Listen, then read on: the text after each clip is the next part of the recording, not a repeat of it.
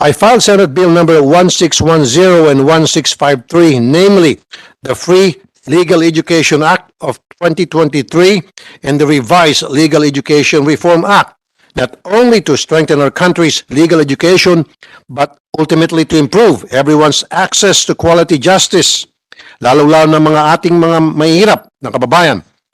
In 2017, Congress enacted the Universal Access to Quality Tertiary Education Act, but it excluded graduated degrees such as medicine and law from its coverage. Kaya po tayo nagkaroon ng Doktor para sa Bayan Act. Kung meron tayong doktor para sa bayan, bakit hindi tayo magkaroon ng abogado para sa bayan? Senate Bill number 1610 establishes free legal education program in our state universities and colleges. Under this bill, all qualified Filipino students who are taking up or will take up law in SUCs shall be exempt from paying tuition and other school fees. In return, they will be required to render service in the public attorney's office or any government agencies for that matter, lacking lawyers as may be determined by the Free Legal Education Board or LEB.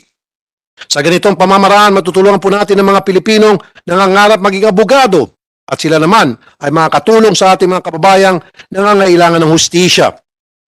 To effectively implement this program, I also filed Senate Bill 1653, which aims to strengthen the LEB, which will then be called the Commission on Legal Education.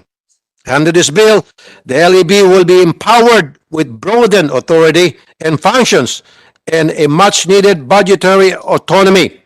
It will no longer be attached to the CHED for budgetary purposes. This way, I highly expect the LEB or LEB to realize its full potential and uplift the quality of our legal education to long overdue educational reforms and pedagogical improvements.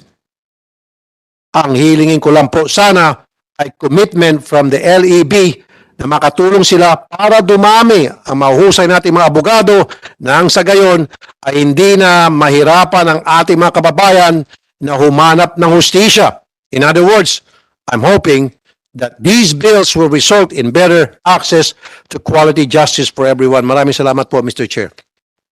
Thank you, Senator Tulfo. Earlier, we referred to a technical working group, the Free Legal Education Bill that you filed, in order to find out exactly how much we need to fund this, given that SHED said they no longer have any funds sufficient to add scholarships under the UNIFAS Act. So in order to determine how much is needed, we assigned it to a technical working group with a corresponding direction to report back to the committee, and so far as their findings are concerned. May we proceed to Senate Bill number 1653 on the Legal Education Board? Earlier, Senator Tulfo, Justice Villanueva, the Court Administrator of the Supreme Court, gave two very brief comments regarding the bills. Number one, the board should have an odd number, not an even number. He therefore suggests the creation of a vice chairman or vice president. Number two, that emphasis should be placed on the development of the Sharia law in the country, particularly in Muslim Mindanao. May we hear from the Legal Education Board your comments with respect to this bill? Thank you, Mr. Chair. First of all, we'd like to manifest our appreciation for this, for the honorable chairperson and members of this committee for giving us the opportunity to present our side on this bill. We are profoundly grateful as well to the Honorable Senator Rafi T. Tulfo for accommodating, for sponsoring this bill on our behalf. The RA 7662 was enacted in 1993. Since then, there have been serious changes in legal education, in the landscape of legal education. There's also been the case of Pimentel versus Legal Education Board, wherein the Supreme Court has struck down some of the provisions in the current RA 7662, some for being unconstitutional, some for being ultra vires, and that's why the amendment of these provisions is very much needed. There's also a provision therein that the LEB shall be attached to the Commission on Higher Education for budgetary purposes and also for administrative support.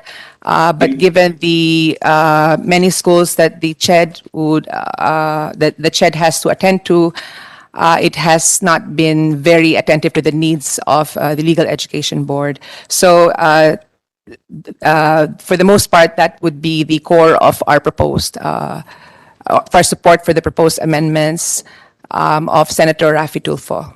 Thank you, Mr. Chair. Ma'am, did this bill come from you? Did the draft come from the Legal Education Board? Yes, Mr. Chair, yes. Can you discuss changes to your version? Okay. Well, first of all, with respect to the composition of the board, there should be, I think it was mentioned by Justice Villanueva that there should be a vice chair, but we didn't have that in our proposal.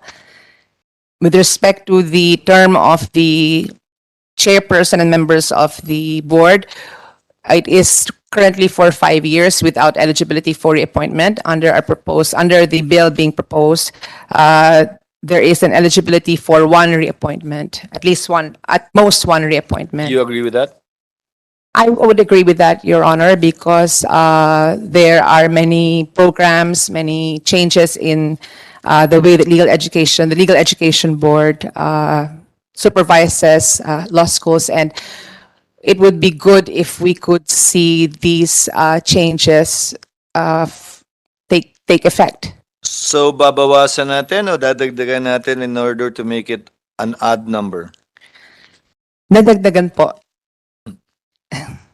Mr. Chair, can I ask a Senator question? Tulfo is recognized. Yes, thank you, Mr. Chair. What challenges usually do you encounter being an attached agency of CHED, especially in terms of budgetary? Our budget, really the budget being assigned to us by the Department of Budget and Management on the basis of the presentations of CHED has been very minuscule. There was a year, I think this was in 2016, where we received a budget of 5.4 million pesos from the DBM. And for the many years, we've been receiving on the average 20 million pesos, and that is really very, very insignificant. I think insignificant is not even the word for us to survive as the agency supposedly in charge of monitoring and supervising legal education. We have received a letter sent by the CHED to Chair Popoy Villanueva del Rosario, and we were furnished a copy of that letter. And therein, the DBM said that we are identified as a program of CHED, specifically development of excellence centers. That is why the budget assigned to us is always small.